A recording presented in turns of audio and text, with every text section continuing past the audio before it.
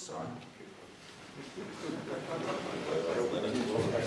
Our next speaker is Craig Duffield.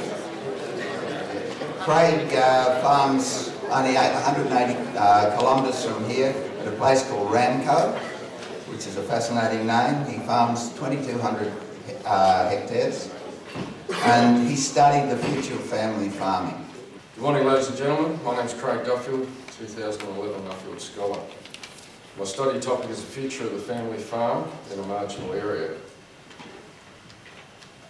I'd just like to take this opportunity to thank Nuffield Australia and the Grains Research and Development Corporation for giving me the opportunity and to go and have a look at around the world, and also for the continuing support that GRDC put into Nuffield scholarships. We farm in a marginal area. We're 180 k's, as Tim mentioned, from here. We have a 250 millimetre annual rainfall with 180 millimetres growing season rainfall. We continuously no-till crop wheat, barley, triticale, canola and rye. From 1982 to 2001 we've had 20 average years, and from 2002 to 2009 we've had 7 droughts. So I guess the question that's been asked is, are we farming in an area that shouldn't be farmed? Here's a map of South Australia, and you can see a little place called Ramco there with an arrow coming down. And in 1865, George W. Goyder set out on an expedition to survey the areas of South Australia which had a 300 millimetre annual rainfall or above, and a line was defined within South Australia where he thought that agriculture should exist, and outside of that it shouldn't. We're clearly outside of that line. So where else in the world are they doing such things? Well, here in the Western Provinces in southern Canada, there's John Palliser set out 8 years some prior to George W. Goyder, and this area was defined as being one of those semi-arid regions where they're doing the same thing. He's defined it here with 3 different soil types, but as the soil types change, so does the rainfall, the brown zone being the lowest rainfall zone out of the whole lot. Swift Current, which is right there in the middle of the brown zone, was where I went into to try and find out how they've survived in this particular environment.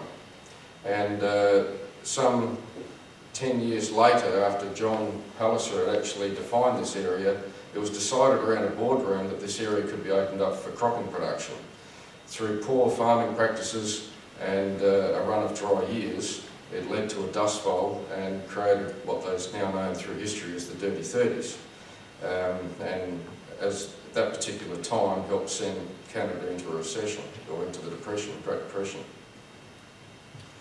So as I got into this area, I got a bit of a shock to find out that it's actually the wettest area, or wettest part of wettest year on record. And you can see here that it was so wet that the only part of the paddock that they could get sown was on top of the hill. And that's now been harvested, and this photo was taken about 2 weeks ago when I was there. And as it dried out, they got another crop in there which is now flowering, and dried out again, and here it is with a new emergence crop. So they just wanted to get some cover back on the soil. And there's some 13 million acres that didn't get actually sown in Canada this year. This is a typical machine that sows these type of areas, just a seed hawk drill. It's a hoe opener, anhydrous tank on there, which people overseas are familiar with, and they haven't actually made the transition to discs yet, but it is creating a lot of interest within that area.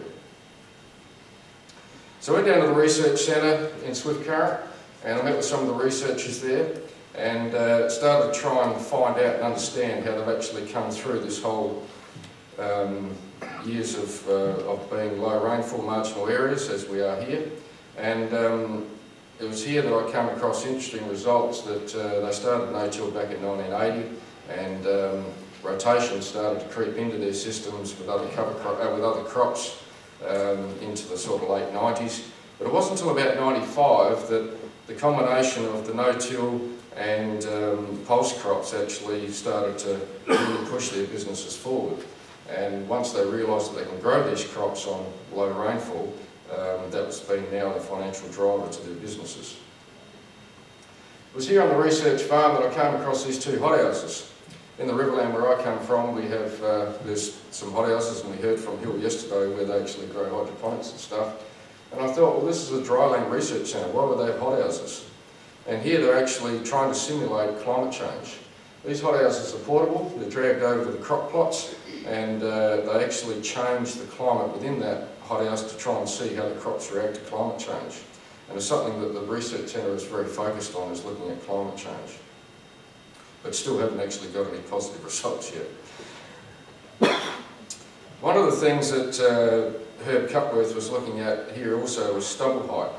And this is a crop of lentils that was harvested the day that I was there. You can see the crop in the centre there hasn't been harvested.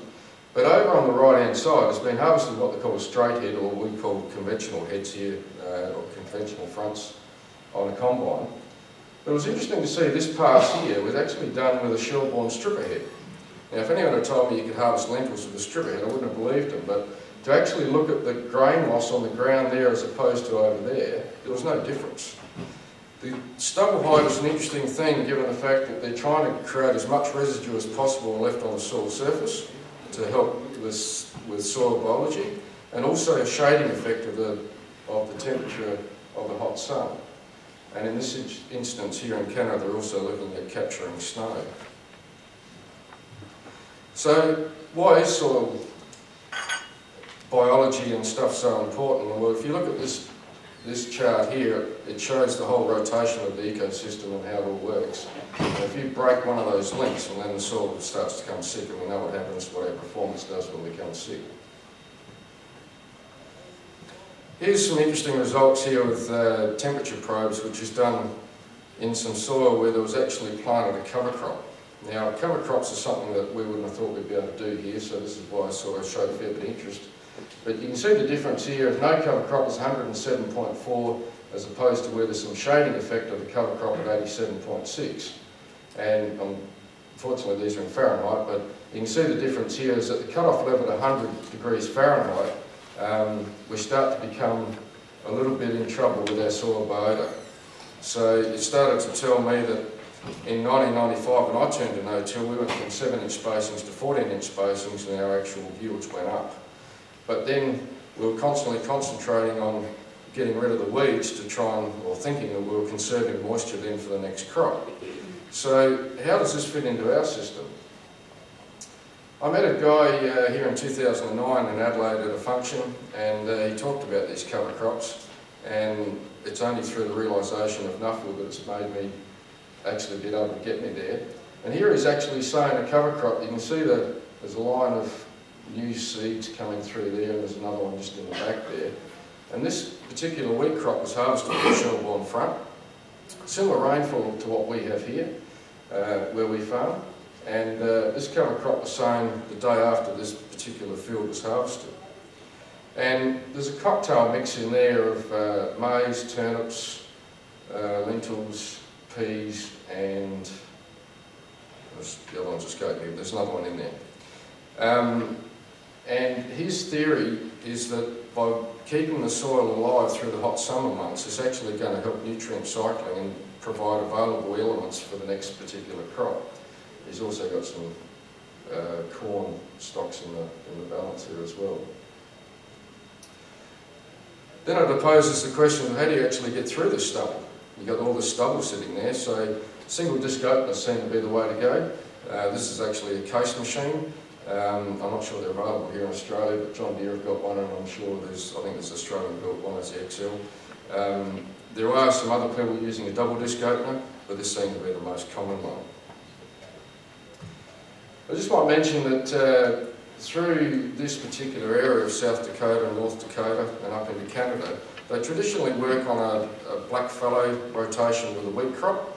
And now, since they've gone to this system here with introduction of no-till and rotations and cover crops, they've gone from sort of a 30 bushel to the acre average up to about 50. So it's certainly increased their bottom lines. Here in North Dakota, I met up with Joe Fuhrer in the middle there, works for the USDA, and he ran me around to some different places, and Jeremy Doan on the right hand side there is actually a rancher. All he does is run cattle, and this particular cover crop was actually sown in here to provide feed and fodder for his cows. He was buying 3 brand new balers a year, and now he's gone back to buying 1 a year. He's cut his hay by 2/3 by running these cover crops, and he's finding that his cattle can actually live outside a lot longer during the snow, and he showed me photos where the cattle are actually bulldozing through the snow to get to this feed. So what is a cover crop? Cover crop consists of 4 main species. The most common one that we're familiar with as grain growers is the cereals at the top, which is cool season grasses. And warm season grass would consist of a corn, millet, sorghum or sudan grass. A cool season broadleaf would be the canola, peas, lentils or turnips. And a warm season broadleaf would be alfalfa, lucerne or soybeans, safflowers and sunflowers. It's important to consider when growing a cover crop that you don't actually plant the same species as what the next cash crop is going to be. In this particular case, there's an oak stubble which is going to go into a wheat. So there's 2 cool season grasses there. There's a cocktail mix that hasn't got a cool season grass in there, because this cocktail mix of cover crop is not actually going to be taken to maturity. Here at Gabe Brown's place in North Dakota, this particular field has had 5 years of cover crops, and he's also now focusing more on cattle than he is on cropping, purely because that his whole soil biology is really starting to work for him, and he's making plenty of money out of cattle, and he's not that fussed about driving tractors. But here I'm actually holding a piece of rod which has got a ball bearing welded on the bottom of it, and there's a doorknob on the top of it. And with not much pressure at all, I was able to insert that into the soil by a metre.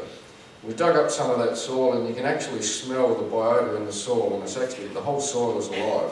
I don't think I've ever been to a field any more than there's actually seen the amount of butterflies, crickets, grasshoppers, insects. There was just, the whole field was just alive. And I did actually ask him about the holes in the leaves and the insects and that, and he said nature will fix itself, he wasn't worried about it. It was just part of the whole nature process. So this led me to the question, what about soil moisture? We've been trying to conserve our soil moisture for the winter crop. Here on Martin Richter's place in North Dakota, they did some trial work. They planted a cover crop after a pea crop, and it was tested a few months later after the cattle had grazed on the cover crop, so he's actually had an extra feeding out of it. And here the available moisture through a saturated soil was only 6.1 inches. Where there was no cover crop, it was actually 3.11, and where there was a cover crop, there was 3.07. So there's only a difference of 0.04 between having something growing in the soil and actually managed to be gotten rid of at the right time before the next winter crop. And Australia told me that this whole soil recycling thing is actually more important than the little bit of moisture that's lost through the system. So I guess there comes to my next part of the whole topic is the family farm.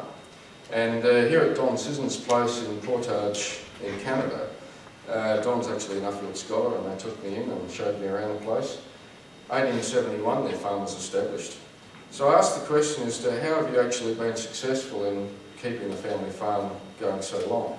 And it was through communication, through the family, and taking opportunity when opportunity comes around, that they've actually been able to hand this over, and they're in the process now handing her over to the 24-year-old son, who's got the job now of succeeding through Don, the father, the parents, the brother, and also another brother, plus his own brother, to actually take this family farm on, and they all believe that they can do this with great success.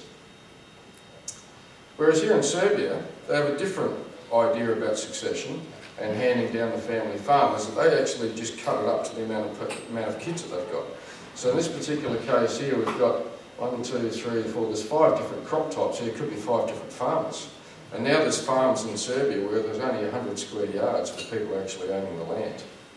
And it's not actually big enough for these people to farm, so they're moving off to the cities and letting their uncles and aunties and cousins to actually do the farming for them.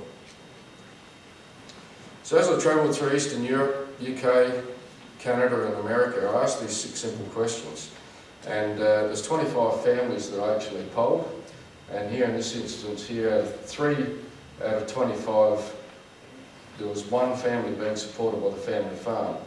In 13 cases out of 25, there was 2 families being supported by the family farm. And this is not including external hired help. In 5 cases there was 3, 2 cases there was 4, and in 1 case there was 5 families being supported by the family farm, and in another case there was been 6 families being supported. I also wanted to talk to family farms that have been running for a while, so it was too hard to come up with a figure, but I put in there greater than 40 years, and that's usually 2 generations in there. And has the farm been running for more than 40 years? In 23 cases, 25 that was yes, and the other 2 was 25 and 26 years. As land prices, you know, throughout the world are going up, and we go from $10,000 an acre in the UK to $500 an acre in the US. Can the net profit pay back the land price in a 5 to 10 year period? Because I was in the marginal areas, I'm guessing that this figure would be a lot lower had I've gone south in the US where they're predominantly a corn soybean operation with higher land prices, which tells me there are still some opportunities in the marginal areas. Has the farm diversified, excluding off-farm work in any way? 14 out of 25 cases were yes, and that was the need to actually spread risk and help surviving through some of those droughts. Does the farm receive any government subsidies? Well, 24 out of 25 is yes. This particular person over here decided to forego his subsidy because he thought that by draining some of his low-lying seepage areas, he'd have more production come out of there than what he would get out of a subsidy.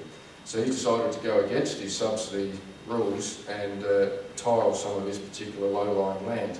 Tiling is where they actually put a pipe underneath the soil surface and allow that excess moisture to drain away to a creek bed or a designated area where that water can go. Can the farm be passed on to the next generation? 19 out of 25 said yes. The other 6 that can't is purely just because they're too small and their economies of scale are too small. But I'm sure if they wanted to do that, they could certainly get bigger. My next generation, I've got one that'll jump on the tractor and get on with the job. The other one will stand back and say it's already been done. So yes, my job is to make sure that they both have the opportunity to become farmers. And we're certainly starting now with my wife and myself to actually make sure that this can happen. In conclusion, there are many ways in which we can improve as farmers to deal with climate and the environment, but the family farm itself provides for the best training ground for the next generation of potential farmers. Good succession planning is essential to ensure that these future farmers stay on the land. To my global focus group, from the balcony of Parliament House in Canberra to the Australian Embassy's private residence in Brazil, I thank these people for giving me the opportunity to spend time with them and get to know them and have friendships for the rest of my life. Nuffield, Australia, giving me the opportunity. There's certainly some things that I've seen around the world that I wanted to go and do, and for the Grains Research and Development Corporation for having the ability in me to, or the belief in me to go and have a look at this stuff. I thank them, and also for their ongoing support. Last but not least, to my wife and family, without them this wouldn't have been possible. So, thank you.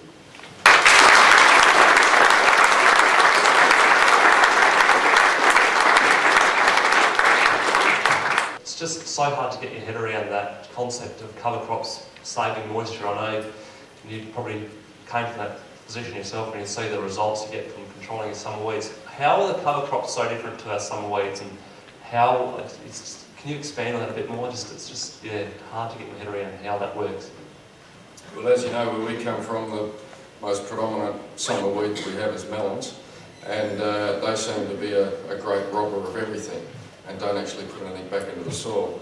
So my theory is now to going back to a 7-inch row spacing with a single disc opener, and I want to have that crop in the ground before the winter crop as the winter crop is coming off through harvest, and hopefully to provide some competition for the weeds to grow.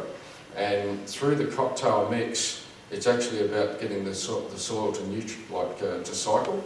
And you know, I've since found out that crops such as rye is a great nitrogen scavenger. So we'll send roots down and bring nitrogen back up to the soil surface, but it's important not to let that crop actually go to maturity. So with the right management, and I'm still going to try and bring this into how it fits into our situation, I'm guessing there's going to be a period of whereby the shading effect won't come into play until probably year 2, 3 or 4. But certainly it's just a matter of putting it into practice to see what happens. And you know yourself, you've been on my farm, and no-till was all about that in the early days, and we got there. So. 2 questions. Firstly, did you look at allopathic effects of cover crops and the impact that that could have on subsequent crops, like brassicas, etc.? And secondly, an unrelated question is in regards to the family farm expanding. Did you look at the European models where the value of community is perhaps valued higher than in Australia, and they were willing to subsidise that? And the question is, did you look at the cultural or the economic impacts of that within the current environments versus theirs? Firstly, to your brassicas, I didn't actually look into that. It was all about the farmers that I came in contact with and what they're growing and what they're seeing within their soils. And there's some interesting stuff happening in Canada with the Research Centre, where they're actually looking now at what's available in the soil prior to growing a crop, and then they're working with the plant breeders to actually find out what's the best plant to maximise the water use efficiency and the nutrients available. So that's sort of the line that I took there. Sorry, the second part of your question was economic? Just did you value the economic or the cultural heritage of the European models of their subsidy systems, keeping the communities, those small communities, versus the Australian model where we've tended to say, well, let economic reality take place and then we lose those small communities? Yeah, subsidies they're an interesting subject in itself. I think that from what I saw there,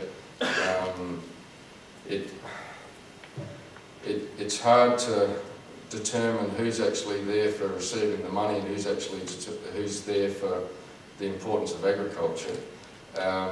And what we're seeing, I mean, we stayed in Dry Drayton, which is just out of Cambridge in the UK, and there's people taking up those particular vacancies of properties and houses and everything there, but they're not part of the community. The roadways and everything is so good that they're still commuting between the larger cities, and they've got no idea who's actually living next to them. So there still is this disconnect between rural and country, and the subsidies are actually helping financially to keep those people there, but it's actually not helping the family farm through expansion. At $10,000 an acre, you can't actually go out and expand. You've got to use the collateral in your other business and the equity to actually go forward. So they're seeing a contracting business or something will start up just purely to keep their own business alive. Does that answer the question? Yeah. You know how I'm thinking about how you managing the stubble. It's a big problem in India. So stubble, which is the best method you are having the managing the stubble of the crop. So I want to know which the machine is the best. My study wasn't about the best machine. It was about seeing what machine can get the job done. And in the Shelbourne strip ahead, in leaving as much residue behind, and I've seen this in my own experience, whereas if you've got a standing stubble, it's a lot easier to get through than it is with a stubble that's actually laying down. If you're looking for a cutting effect, a disc seeder such as a twin disc, which has this scissor action, would probably be the best way to go. But in this situation where everyone's on guidance in travelling up and back, there's not much crossing effect. In travelling the same way as what the crop has actually been sown in the seeding operation, there didn't seem to be many hairpinning things to worry about. and it is only a cover crop, it's not actually a cash crop, even though the cash crop is still being sown with the same machine. So my purchase will be a single disc opener. In WA we have a drought policy pilot where farmers can be paid to leave their land, particularly in those marginal areas. What are your thoughts on such policies, and did you observe similar policies overseas?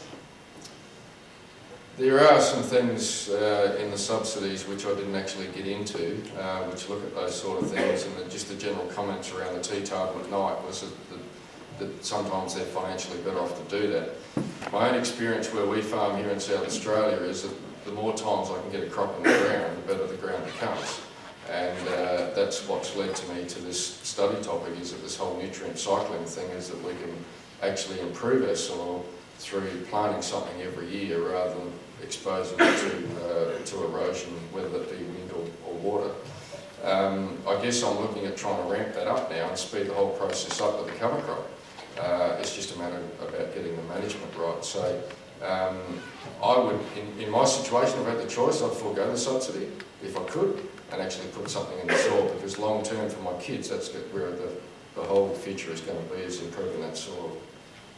Did you have a look at, investigate the different parameters of the soils to stimulate the microbiology and the impacts of different soil stimulants to get all that nutrient cycling for the long-term impacts? Because obviously as crops go much larger, there's much greater levels of trash which need to be dealt with, and the microbiology activity obviously can cope with that as well, and the nutrient cycling.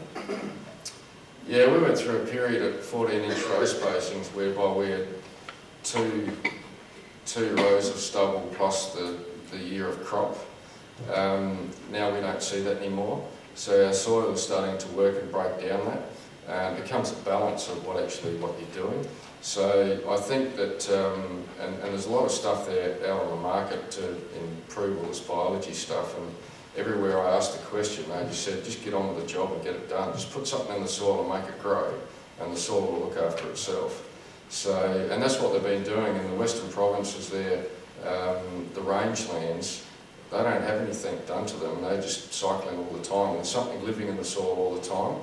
So I guess I'm looking at getting back to nature and making that repair itself rather than me trying to manage that. Does that answer the question?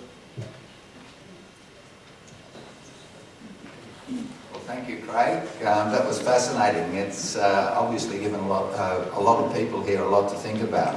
So congratulations on finishing your formal scholarship. I know it was only a couple of weeks ago, so I hate to think how you're feeling, but we have a presentation. Thank you.